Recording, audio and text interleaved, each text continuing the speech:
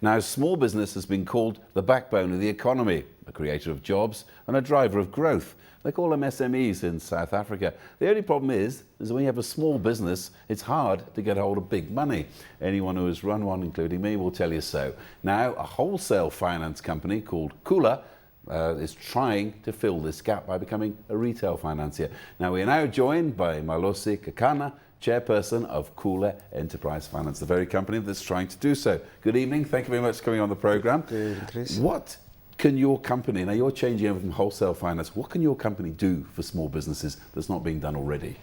I think the first thing is we have noted that working through intermediaries and even working with the banks, there's a very big limitation in the sense that the requirements that are still there from a developmental point of view, many of the entrepreneurs cannot meet. So one of the things that we want to do differently is to actually have a much more developmental approach. For example, we'll have your foot soldiers, so what we call the field officers, who will actually go into the place of business and help an entrepreneur package an application, whereas right now is come to our office and we'll see whether you get successful or not, and link that also with very much with training, because often the two tends to be apart from each other.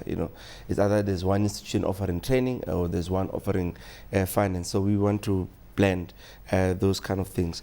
So those are some of the different things that we would want to do. Yeah. Now, I hate to sound cynical here, but a lot of small business people are going to be very surprised with this idea that there's going to be people coming around trying to help us with our business and offer us money and finance at the same time. A lot of small business people say these such things, they don't exist in real life. Well, yeah, we've studied a lot about what's happening throughout the world. Brazil, we've looked at Taiwan, we looked at India, we looked at China. Not so much China, in fact, but we looked at many other developing countries and how development financing institutions, what do they do, especially in an environment where a big part of the population that you're trying to help doesn't have the skills or the finesse or the sophistication to deal with a bank. So it means you have to mitigate that disjuncture somehow. And that's what we're trying to do. Because right now, if you look at the level of attrition between people who make an application and those who are successful, it's very high. And it's not that these people who are running this business are running bad businesses, but it's just that they cannot commit what they're doing and what they want to do in writing. And so that has become a big barrier. And so that's what we're trying to address.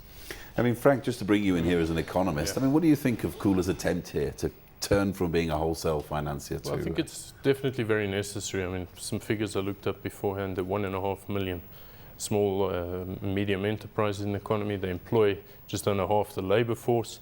30% of SA's GDP comes from these guys, but the failure rate is maybe 7 out of 10 in the first 2 years, and partly because of this funding gap. I think what's happening here is quite important, because I think from the wholesale side, and I may be wrong, you can help me out here, is we weren't getting that direct customer feedback on what exactly was required, but now you've bridged that gap through the current business model. That's quite true. If you ask who's our client, then we'll say the retail financial intermediary, but that's not why we exist. We exist to help the small guy, and so there's always been that gap here.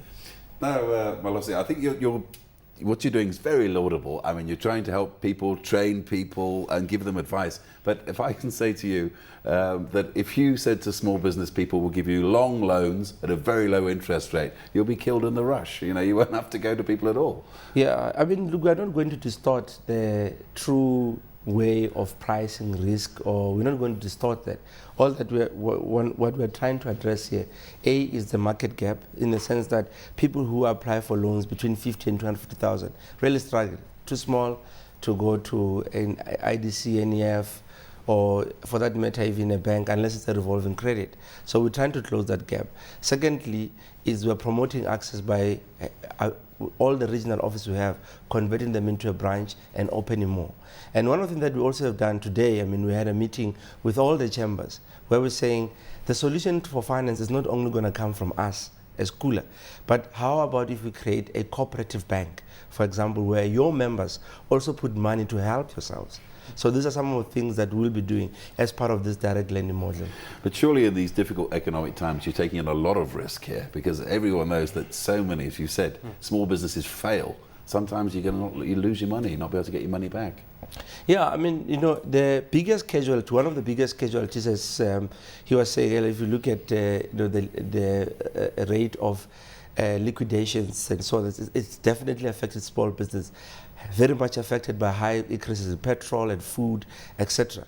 But as you correctly also pointed out, these are the people who hire people.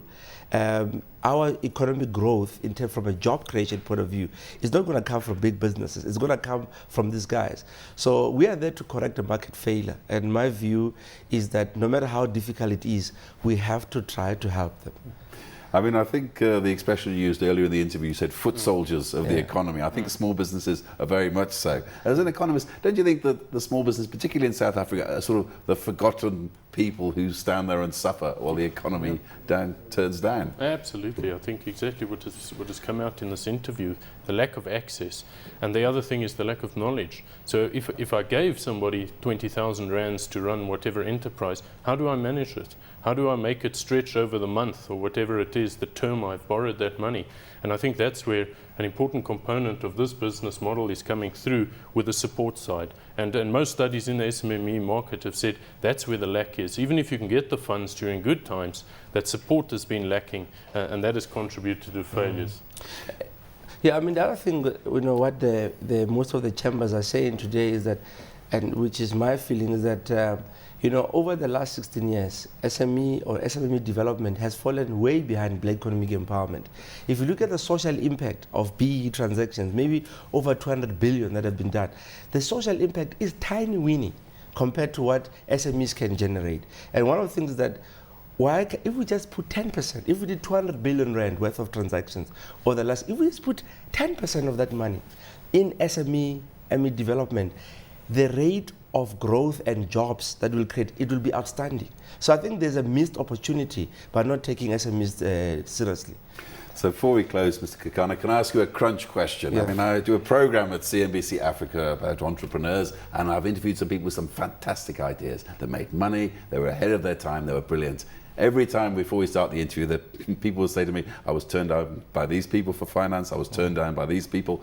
Can you guarantee to us tonight that if somebody comes to you with a hot idea, you will back them, even if perhaps the risk is great? We will back them. You will back them? Okay, well. As long as it's viable. It's on record now. Yeah, if they can pay us back, that's fine. That's fine, yeah. But I suppose, and what do you think? Yeah. If you had lending money right now, small businesses? Yeah, it is a risky part of the market, but I suppose if you are a small business and have survived this long during these times, maybe those are the strong that are surviving.